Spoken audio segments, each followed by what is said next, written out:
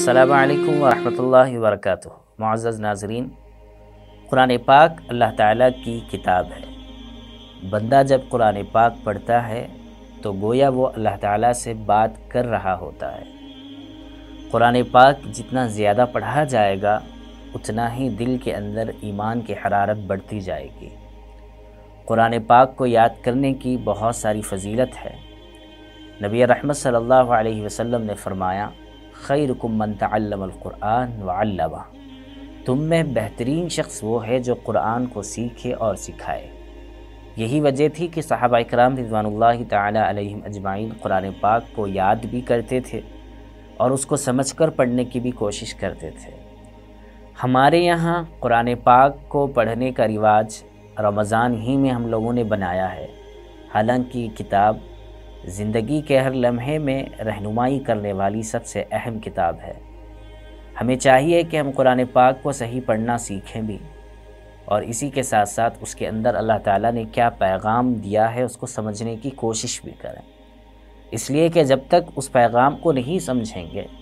اس وقت تک ہمیں خود نہیں معلوم ہوگا کہ قرآن کس چیز کی رہبری کر رہی ہے۔ مثال کے طور پر آپ کسی آفس میں چلے جائیں اور آپ کو انگریزی زبان نہیں آتی، وہاں پر بورڈ پر کچھ چیز لکھی ہوئی تھی، وہ لکھا ہوا یہ تھا کہ آپ کو اس کام کے لیے یہ سٹیپس اختیار کرنا پڑے گا، یہ چیزیں اختیار کرنی پڑے گی، آپ جس کام کے لیے آئے ہیں ساتھ میں آتے وقت میں یہ چیزیں آپ کو لانی ہوگی، لیکن آپ انگریزی نہیں جانتے تھے، آپ ایسے ہی چلے گئے۔ جانے کے بعد وہاں پر آپ نے آفیسر سے ملاقات کی، وقت لیا، ملاقات کی، لیکن آپ کی ملاقات بے فائدہ رہی، اس لیے کہ اس نے کہا کہ آپ کو آنے سے پہلے باہر کا بورڈ پڑھ لینا چاہیے تھا کہ اس کے اندر کیا بات بتائی گئی ہے۔ یہ ایک مثال تھی جس سے سمجھنے کے لیے آسانی ہو، لیکن اس سے کئی زیادہ اہم، سب سے اہم اور سب سے ضروری جو قرآن پاک اس امت کو دیا گیا ہے اس کو پڑھنا، اس کے اندر کیا بتایا گیا ہے اس کو سمجھنا، یہ کتنا بے حد اور کتنا زیادہ ضروری ہے۔ ہم سب اس کی سمجھ سے اور اس چیز کو سمجھنے سے آج کل قاصر ہو رہے ہیں۔ ہمیں سمجھنا چاہیے کہ اللہ پاک نے قرآن پاک کے اندر کیا باتیں اور کیا تعلیم ہمیں دی ہے۔ تفسیر کا سلسلہ ہمارے یہاں شروع ہے، مختلف سورتوں کی تفاسیر ہو رہی ہے، اس میں سے ایک سورت آج جس کا ہم آپ کے سامنے خلاصہ پیش کرنے جا رہے ہیں، جس کا ترجمہ اور جس کی تفسیر کرنے جا رہے ہیں، وہ بہت ہی اہم سورت سورہ احزاب ہے۔ سورہ احزاب یہ مدنی سورت ہے، اس کے اندر رکوع 9 ہیں اور آیات 73 ہیں، 73۔ بڑی اہم سورت ہے۔ ہم سورت کے ترجمے اور تفسیر پر جانے سے پہلے چند باتیں آپ حضرات کے سامنے رکھنا چاہتے ہیں جو اس سورت کا خلاصہ ہے۔ اس میں سب سے پہلی بات تو یہ ہے کہ اس سورت کا جو نام رکھا گیا ہے وہ ہے احزاب۔ احزاب عربی لفظ ہے جس کے معنی ہیں گروہ، جماعت، یونٹی، یعنی کسی ایک جماعت کو احزاب کہتے ہیں۔ حزب جمع احزاب، جس کے معنی گروہ کے آتے ہیں۔ نبی کریم صلی اللہ علیہ وسلم کی ہمیشہ سے یہ خواہش رہتی تھی اور آپ صلی اللہ علیہ وسلم اس کے لیے بہت زیادہ فکر مند ہوتے تھے، وہ یہ تھی کہ کسی طرح ہر بندہ، ہر انسان اللہ تعالیٰ کی بتائی ہوئے باتوں پر آ جائے، راہ ہدایت پر آ جائے اور صحیح راستے پر وہ قائم ہو جائے۔ یہ نبی کریم صلی اللہ علیہ وسلم کی ہمیشہ کوشش رہتی تھی، اور آپ صلی اللہ علیہ وسلم اسی لیے کبھی مکہ کے غیر مسلموں سے، قریش مکہ سے آپ صلی اللہ علیہ وسلم بات کرتے، کبھی آپ صلی اللہ علیہ وسلم یہودیوں سے بات کرتے، کبھی آپ صلی اللہ علیہ وسلم مختلف لوگوں کے ساتھ بات کرتے تاکہ ان کو دین کا پیغام سمجھائیں، تاکہ ان کو سمجھ میں آ جائے کہ تمہیں کس لیے بھیجا گیا ہے اور تمہیں کس خدا نے بنایا ہے اور اس خدا کی عبادت تمہیں کیسی کرنی ہے۔ یہ آپ صلی اللہ علیہ وسلم کا اہم کام تھا اور آپ صلی اللہ علیہ وسلم اس کے لیے بے چین ہوتے تھے۔ اس پیغام کو پہنچانے کے لیے آپ صلی اللہ علیہ وسلم بعض مرتبہ نہیں بلکہ اکثر مرتبہ بہت سارے لوگ جو آپ صلی اللہ علیہ وسلم کے دشمن تھے ان کے ساتھ نرمی کا معاملہ کیا کرتے تھے۔ کبھی یہودیوں کے ساتھ نرمی کا معاملہ ہو رہا ہے، کبھی مسلمانوں کا بھیس اوڑھ کر جو منافقین رہتے تھے ان کے ساتھ نرمی کا معاملہ ہو رہا ہے، کبھی مکہ کے قریش اور مکہ کے لوگوں کے ساتھ نرمی کا معاملہ ہو رہا ہے۔ نرمی کا معاملے کا مطلب یہ نہیں تھا کہ آپ صلی اللہ علیہ وسلم بدلہ لینا نہیں جانتے تھے، بلکہ آپ صلی اللہ علیہ وسلم چونکہ رحمت للعالمین تھے، اس پوری کائنات کے ہر ذرے کے لیے رحمت تھے، اس لیے آپ صلی اللہ علیہ وسلم یہ عمل کرتے تھے اور آپ صلی اللہ علیہ وسلم نرمی کا معاملہ کرتے تھے تاکہ اس نرمی کے ذریعے وہ اس بات کو اور اس دین کو سمجھیں۔ یہ آپ صلی اللہ علیہ وسلم کا مقصود ہوتا تھا۔ اسی لیے آپ صلی اللہ علیہ وسلم کی نرمی مختلف لوگوں کے ساتھ ہوا کرتی تھی، لیکن ایک موقع ایسا آیا تھا جس میں ہمیشہ سے جو لوگ مسلمانوں کے خلاف میں جو پروپیگنڈا کیا کرتے تھے یا جو سازشیں رچتے تھے وہ تو ہمیشہ تھیں ہی، لیکن ایک ایسا موقع تھا جس میں قریش مکہ، یہودی اور اسی طریقے سے یہودیوں میں سے بنو قریظہ یہ اور بنو غطفان یہ سب مل کر ایک جٹ ہو کر مسلمانوں کو ہرانے کی اور مسلمانوں کو ختم کرنے کی سازشیں رچ رہے تھے۔ اس موقع پر مسلمانوں کی صف میں جو منافقین تھے انہوں نے بھی ان کا بھرپور ساتھ دیا تھا اور ساتھ دیتے آ رہے تھے۔ اس موقع پر آپ صلی اللہ علیہ وسلم کو یہ بات معلوم ہوئی، اور یہ چونکہ بنو غطفان، بنو قریظہ اور یہودی اور اسی طریقے سے مکہ کے مشرک اور منافقین یہ سب مل کر مسلمانوں کے خلاف میں جب انہوں نے ایک اپنی یونٹی قائم کی، اسی کو احزاب کہا گیا ہے، کیونکہ وہ سب مل کر ایک متحد ہو کر مسلمانوں کے خلاف کام کرنا چاہتے تھے۔ اس موقع پر آپ صلی اللہ علیہ وسلم نے حضرت سلمان فارسی رضی اللہ تعالیٰ عنہ سے مشورہ طلب کیا کہ ان کا مقابلہ کیسے کیا جائے اور ان سے کیسے لڑا جائے اور ہم اپنا پروٹیکٹ کیسے کر سکیں۔ تو حضرت سلمان فارسی رضی اللہ تعالیٰ عنہ چونکہ فارس کے تھے تو انہوں نے اپنے یہاں کے علاقے کے جنگوں کے وقت کے جو ٹرکس تھے وہ بتائیں، اور انہوں نے بتایا کہ اللہ کے رسول صلی اللہ علیہ وسلم ہمیں سامنے سے مدینے کے پیچھے چونکہ سلعہ نامی پہاڑی ہے تو وہاں سے ان لوگوں کے آنے کا خدشہ بہت کم ہوگا، البتہ سامنے کے حصے پر ہمیں ایک خندق کھودنی ہے۔ اس غزوے کو غزوہ خندق بھی کہا جاتا ہے اور اس غزوے کو غزوہ احزاب بھی کہا جاتا ہے، دونوں کے معنی ایک ہیں۔ خندق اس لیے کہا جاتا ہے کہ اس وقت خندق کھودی گئی تھی، اور احزاب اس لیے کہا جاتا ہے کہ یہ قومیں مل کر مسلمانوں کے خلاف میں ایک فیصلہ کن لڑائی لے کر آنے والے تھے اور وہ لوگ چاہتے تھے کہ مسلمانوں پر غلبہ حاصل کریں۔ اور حدیث کی کتابوں کے اندر اور تفسیر کے اندر یہ بات آتی ہے کہ جو کھدائی کی گئی تھی خندق کی وہ تقریباً جو ہے جو 6000 گز لمبی اور 10 گز چوڑی اور 10 گز گہری تھی۔ تو یہ اس صورت کا ایک پس منظر ہے جس کے بارے میں قرآن کے اندر اس کا تذکرہ مفصل آگے آ رہا ہے صورت کے اندر۔ ایک بات تو یہ تھی۔ دوسری بات اس صورت کے اندر یہ ہے کہ صورت غزوہ احزاب اور غزوہ بنو قریظہ کا تذکرے کے ساتھ ساتھ کچھ شرعی احکام پر مشتمل ہے، یعنی اس کے اندر کچھ شرعی احکام بھی بتائے گئے ہیں۔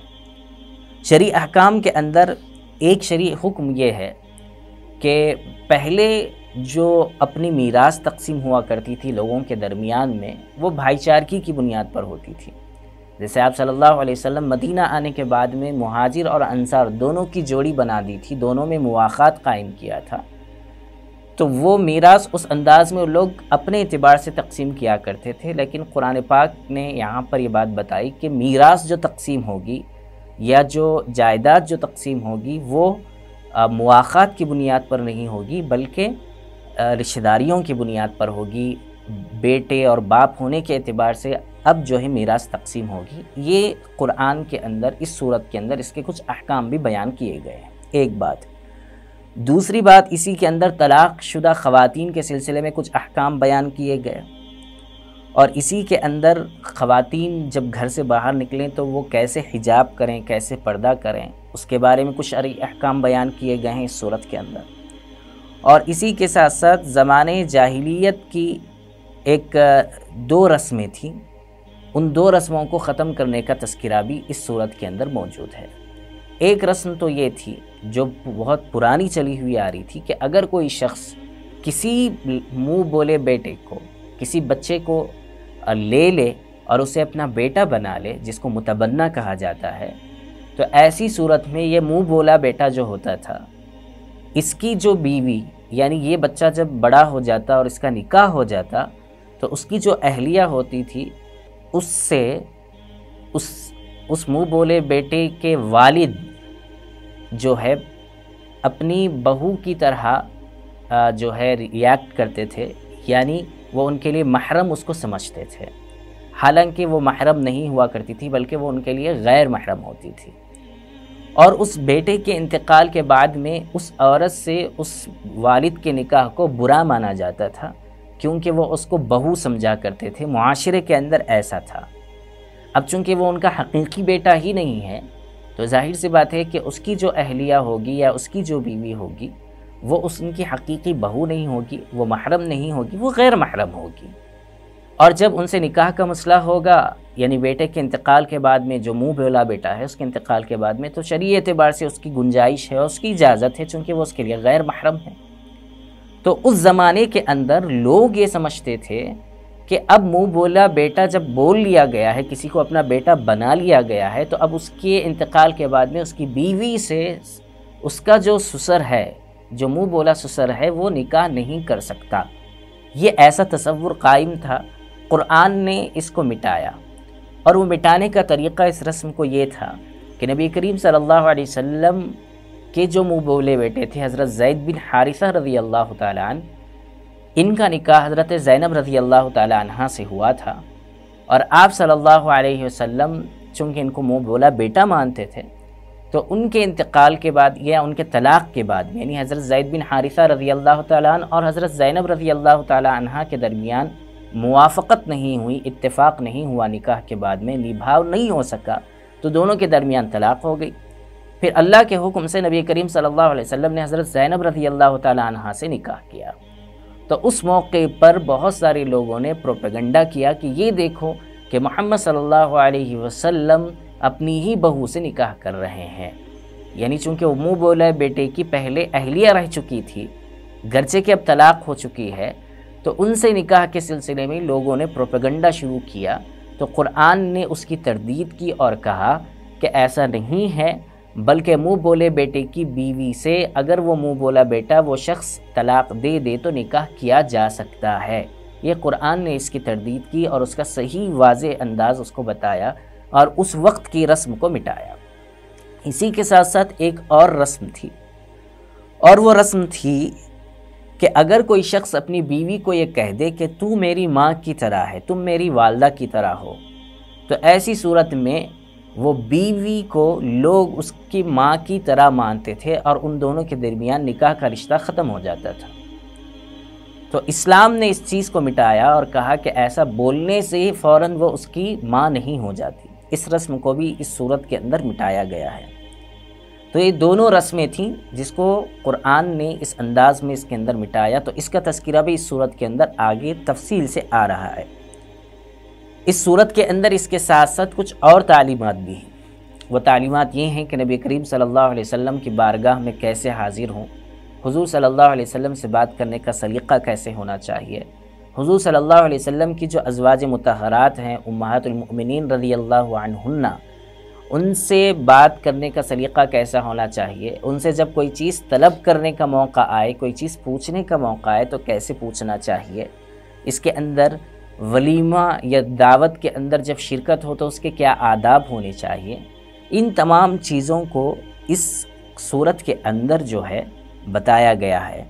اور اسی کے ساتھ ساتھ ازواج مطہرات کو یہ تعلیم دی گئی ہے کہ آپ لوگ یعنی آپ جو خواتین ہیں، حضور صلی اللہ علیہ وسلم کی جو بیویاں ہیں، جو امہات المؤمنین ہیں، ان کو چاہیے کہ وہ توکل اختیار کریں، قناعت اختیار کریں، اللہ پر بھروسہ رکھیں، اس لیے کہ ان کا تعلق حضور صلی اللہ علیہ وسلم سے ہے اور یہ امت کے لیے ایک تعلیم ہونی چاہیے آپ لوگوں کے ذریعے۔ تو تو گویا 4 قسم کی باتیں اس صورت کے اندر تفصیل سے آ رہی ہیں۔ سب سے پہلی بات غزوہ خندق، یعنی جس کو سورہ احزاب کے اندر ذکر کیا گیا، اس کو غزوہ احزاب بھی کہا جاتا ہے، اس کا تذکرہ آئے گا۔ اسی کے ساتھ ساتھ دوسری چیز کہ بنو قریظہ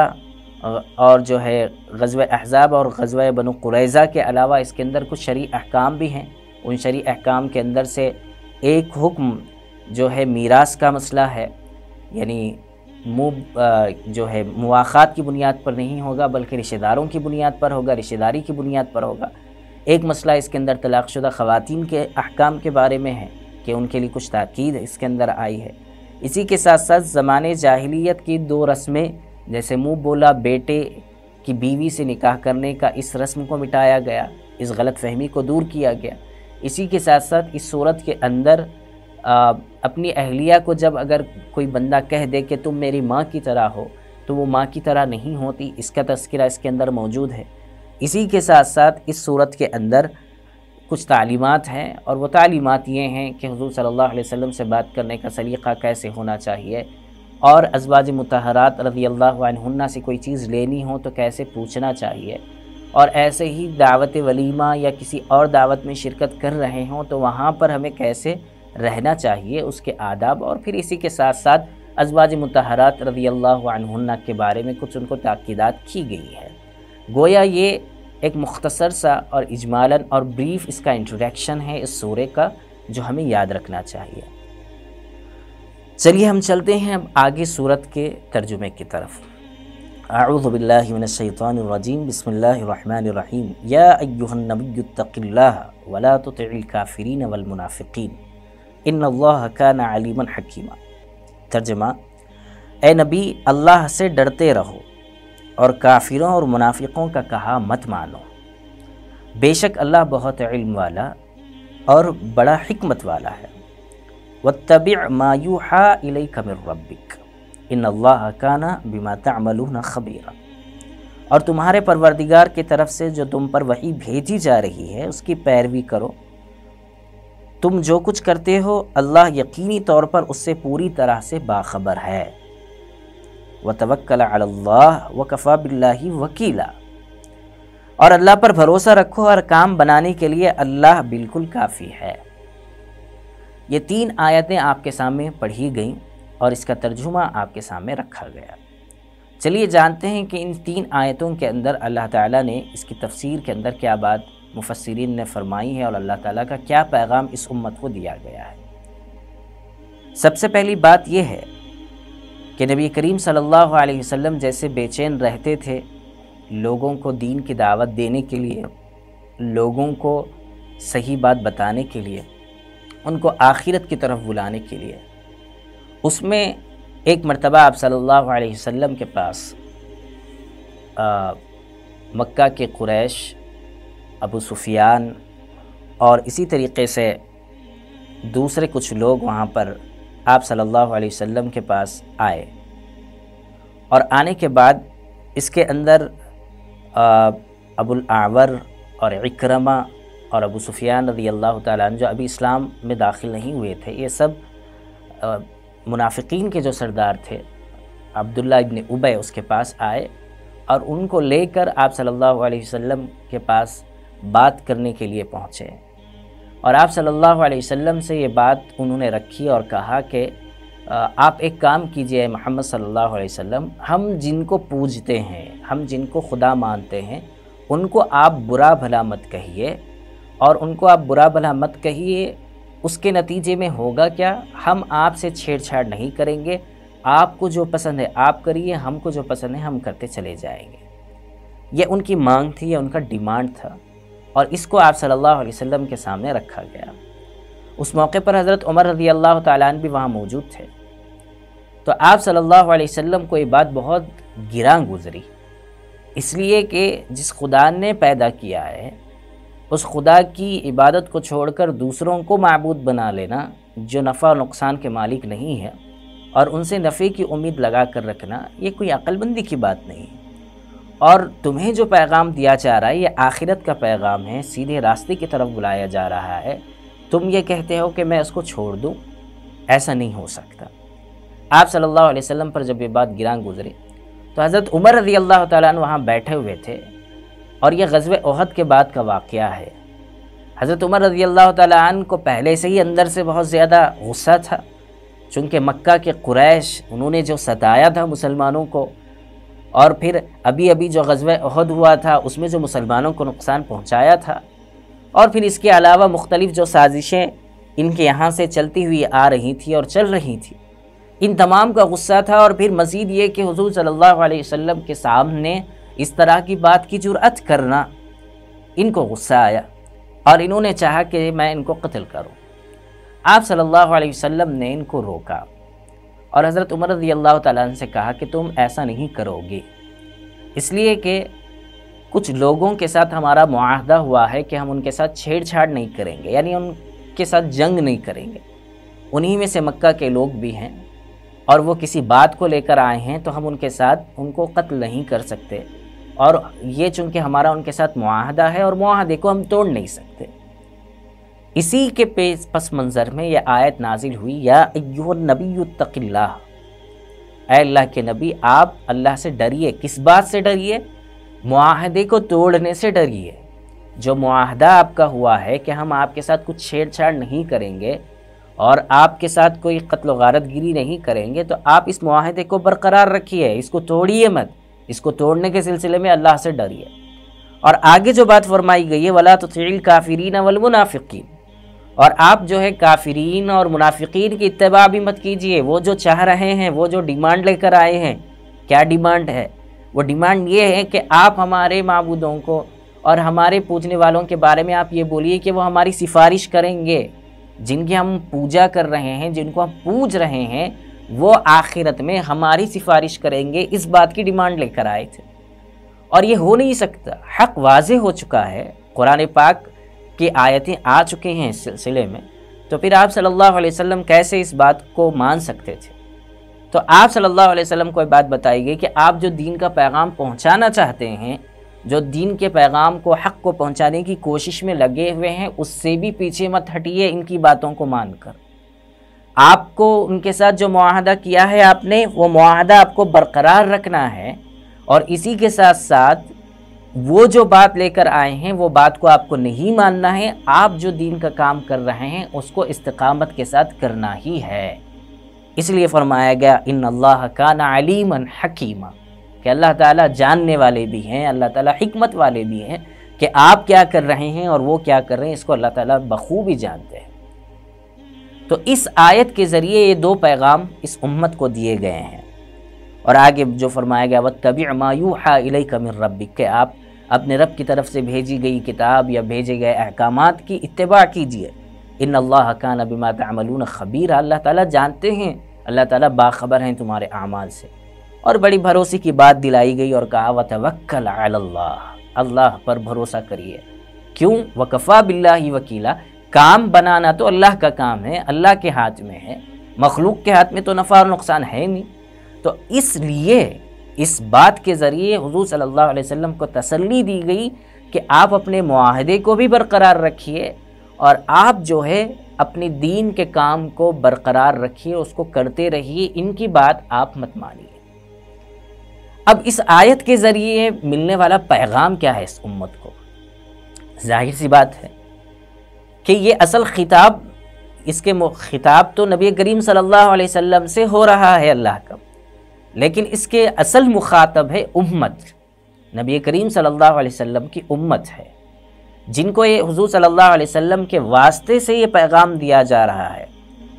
اس لیے کہ آپ صلی اللہ علیہ وسلم تو ظاہر سی بات ہے کہ اس بات کو آپ تسلیم ہی نہیں کر سکتے تھے جو بات وہ لے کر آئے تھے، تو پھر آپ کو جو بتایا جا رہا ہے کہ وَلَا تُطِعِ الْكَافِرِينَ وَالْمُنَافِقِينَ،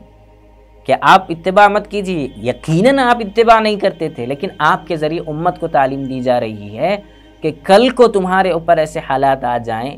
کہ تمہیں اسلام کے سلسلے میں پیچھے ہٹنے کی بات کہی جائے، تمہیں اسلام سے ہٹنے کی طرف بلایا جائے اور سازشیں رچی جائیں، تو تمہیں ڈرنا چاہیے اس بات سے کہ تم اس راستے سے پیچھے مت ہٹو۔ اگر تم ہٹو گے تو تمہارا اللہ کے اوپر سے بھروسہ ہٹ گیا، تم نے اپنی آخرت برباد کی۔ اللہ کا اس میں کچھ نقصان نہیں ہے، اللہ تمہیں ہٹا دیں گے، دوسری قوموں کو اٹھا لیں گے، یہ تو ضرورت نہیں ہے۔ لیکن یہاں پر جو بات بتائی جا رہی وہ یہ ہے کہ تمہیں استقامت کے ساتھ رہنا چاہیے، اور یہ حضور صلی اللہ علیہ وسلم کے ذریعے اس امت کو تعلیم دی جا رہی ہے۔ جیسے آج ہو رہا ہے اسلام کے سلسلے میں مختلف نفرتیں، مختلف غلط باتیں، پروپیگنڈے، اسلاموفوبیا کا ایک سیلاب، اور اس کے نتیجے میں بعض عرب حکمراں اور پھر بعض مسلمان لیڈران، یہ سب کے سب ان چیزوں کے سلسلے میں پست ہمت ہو چکے ہیں، اور اسلام کی حقانیت کا جو یقین ان کے دلوں میں ہونا چاہیے تھا وہ یقین ان کے دلوں میں نہیں رہا۔ اس کے ذریعے، اس آیت کے ذریعے تنبیہ ہو رہی ہے اس امت کی کہ تمہیں بھی جو تم معاہدہ کرو ان معاہدوں کو تو پورا کرنا ہی کرنا ہے، لیکن اس کے ساتھ ساتھ تمہارے اوپر یہ ذمہ داری ہے کہ تم اسلام کے خلاف اٹھائی جانے والی آوازوں کا جواب بھی دو، اور تم اسلام کی دعوت کو دوسروں تک پہنچانے کی کوشش بھی کرتے رہو، امن کے ساتھ،